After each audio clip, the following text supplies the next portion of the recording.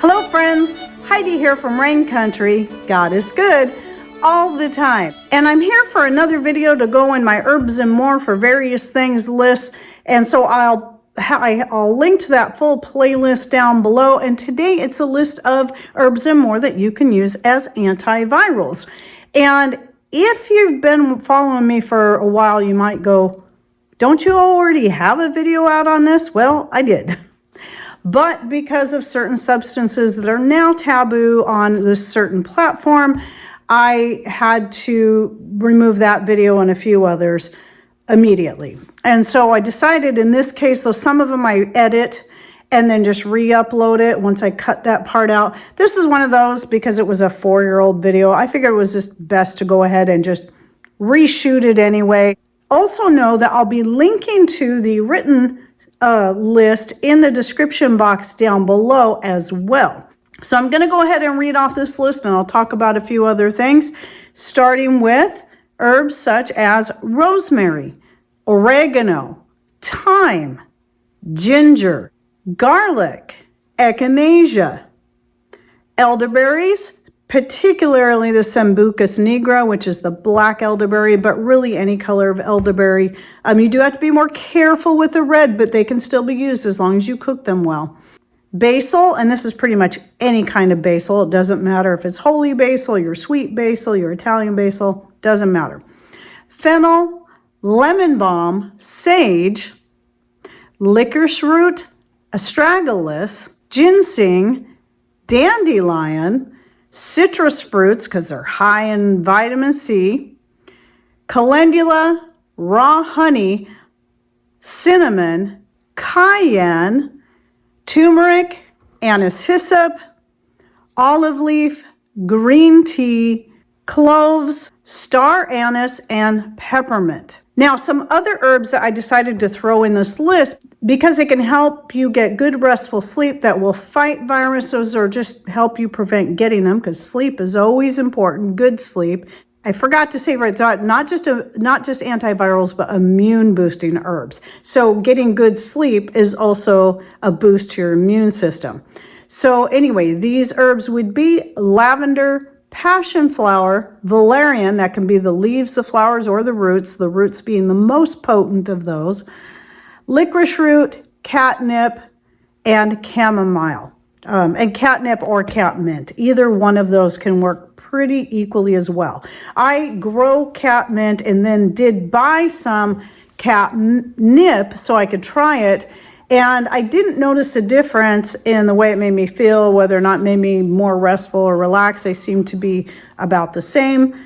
I kind of enjoy the flavor of catmint better than catnip, but anyway, either one of those are good. Catnip, if you don't grow it already, is probably going to be the easier one to buy, and I got mine from Azure Standard. And with that said, I'll answer the question I get almost all the time, that there's 3 main companies I get my herbs from that I don't already grow or just want to stock up on, and that is on Amazon. I go through Frontier Co-op and Anthony's Goods. They have a lot of good organic herbs, and I will link to both of those down below. And then the first place I always look now, though, is Azure Standard, and that link is always in my description box. Now, while I am about trying to get as much of your nutrients from food as possible, and your herbs, I'm going to go ahead and list off these nutrients in case it is possible you may need to take some extras, as long as you're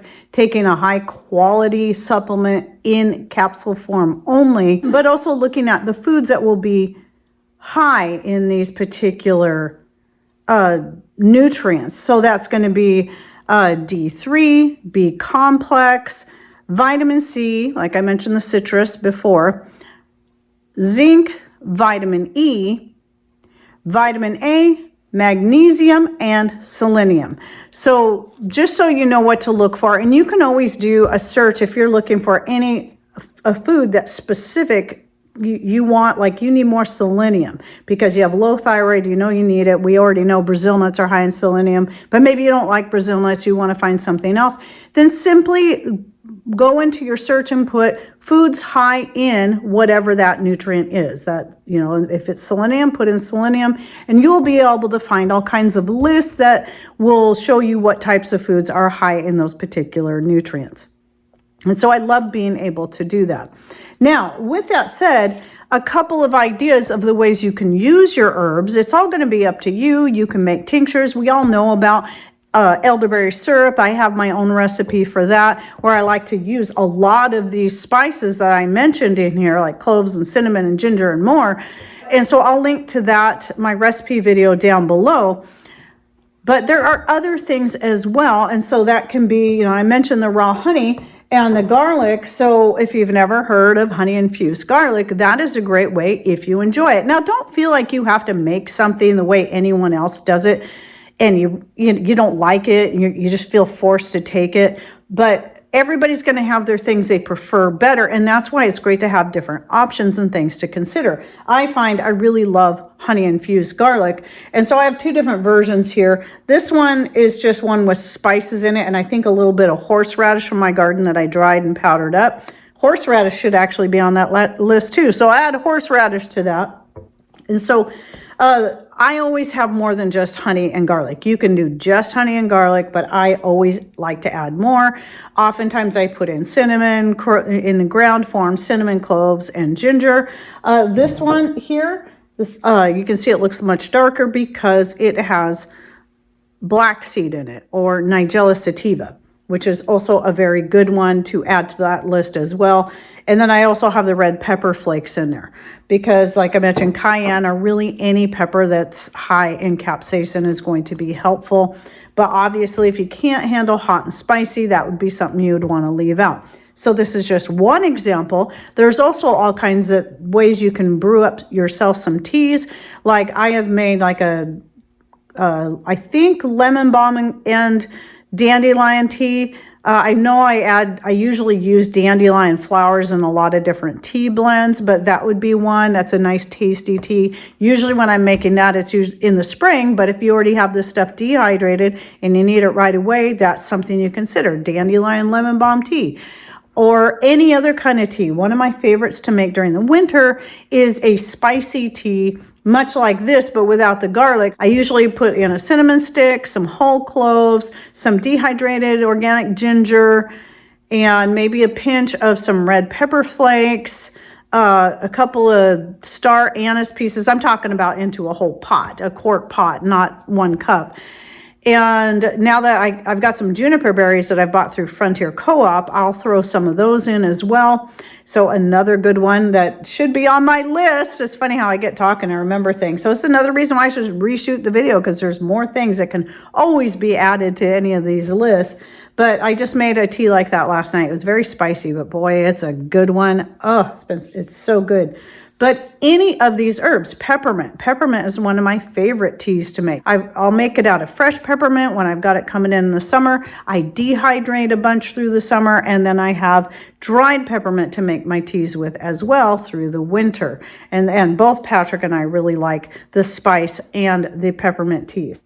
And then, of course, you have things like you've heard a lot about fire cider. I haven't made fire cider in a long time. I did like it when I made it, but I've just found other things I like better. One of these days, I keep saying, especially now that I grow plenty of horseradish, I need to start making my own fire cider again, because when I used to make it years ago, I didn't have my own horseradish, but it usually involves a lot of these same herbs.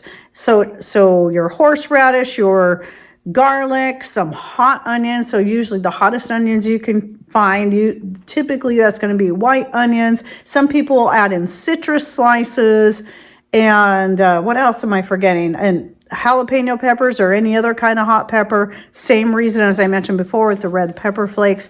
And then they'll cut that up. What I used to do is actually process it so it's teeny tiny. What most people do is they'll just put those in their whole, or just cut into smaller pieces, and then pour some organic vinegar, whether it be a kind that they made or an apple cider vinegar that they bought, and then let that sit for a couple of weeks and infuse. And then they'll drink the liquid off, like maybe take a teaspoon or a tablespoon or a little shot glass of it. Where with what I would do is I would actually process it. I got an old picture I think I can include in here. And I think I had turmeric in that one as well.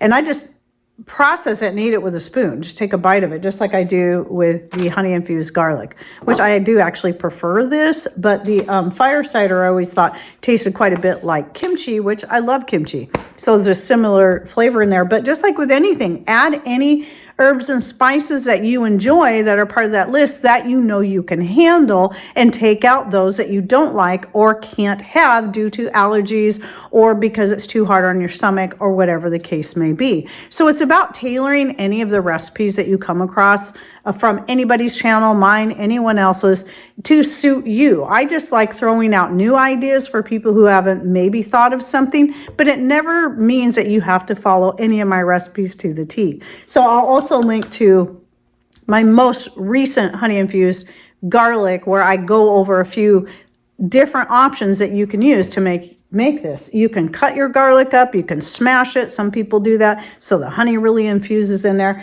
And I eat it all, honey, garlic, and everything together. Some people like to pick the garlic out and eat it and then add more garlic, or use the honey for a glaze or something. I mean, there's so many ways you can do it. There's no one right or wrong way to do it. It's just finding the ways that you prefer for being able to get these various things into your diet, especially if you are sick or know a lot of people around you are sick and you want to try to prevent getting the viruses, and so you're just trying to boost your immune system.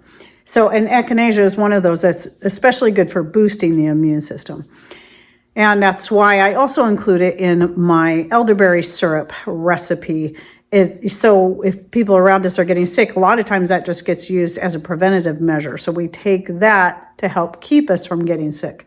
But if we do get sick, we take it when we are sick. So we use it in both ways. So anyway, I hope you enjoyed my updated antiviral and immune boosting list of herbs and foods that you can take, and any thoughts, ideas, or maybe some that I forgot that you prefer, you'd like to throw into comments down below, please do so. Remember, that's helpful to my channel. That's helpful to everyone else who comes in and reads those comments.